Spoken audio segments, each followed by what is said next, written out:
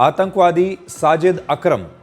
वर्ष 1998 में एक स्टूडेंट वीज़ा लेकर ऑस्ट्रेलिया आया था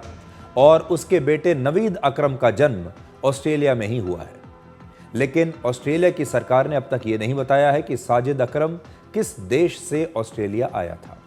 साजिद अकरम एक गन क्लब का सदस्य था और इसीलिए उसे राइफल जैसे हथियार रखने की अनुमति थी और उसी लाइसेंस का इसने दुरुपयोग किया।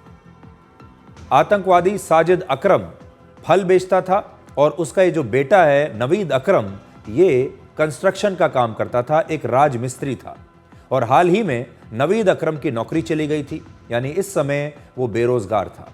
नवीद अकरम ने सिडनी के ही एक इस्लामिक इंस्टीट्यूट से करीब 1 साल तक कुरान और अरबी भाषाओं की पढ़ाई की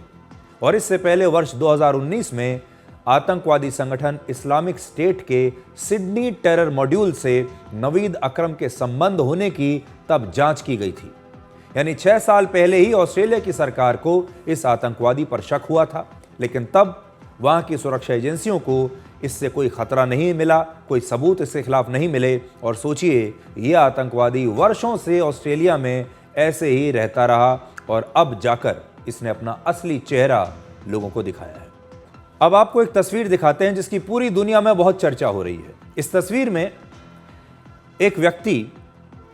हमला कर रहे आतंकवादी से उसकी बंदूक छीन लेता है और फिर यह आतंकवादी पीछे हटने के लिए मजबूर हो जाता है और जिस व्यक्ति ने यह काम किया, यानी जिस व्यक्ति ने इस आतंकवादी को रोका, जिस व्यक्ति ने इस आतंकवादी की बंदूक छीनी, उसका नाम है अहमद अल अहमद। अहमद की उम्र 43 वर्ष है और वो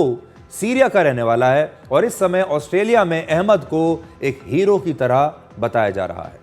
आप सोचिए, जब वो आतंकवादी लगातार गोलियां चला रहा था तो ये जो व्यक्ति है अहमद अल अहमद, ये पीछे से आया, इसने उस आतंकवादी को पकड़ा, उसकी गन उससे छीन ली। अगर नहीं छीनता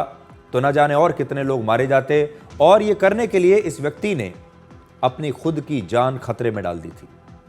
तो सारे लोग इसे अपना हीरो मान रहे हैं, मानना भी चाहिए और इसका धर्म बताया जा रहा है कि देखिए एक इस्लाम धर्म को मानने वाले व्यक्ति ने इतने लोगों की जान बचाई। लेकिन जो लोग अहमद अल अहमद का धर्म बता रहे हैं और तारीफ कर रहे हैं, यही लोग हमला करने वाले आतंकवादियों के धर्म के बारे में किसी को कुछ नहीं बताना चाहते।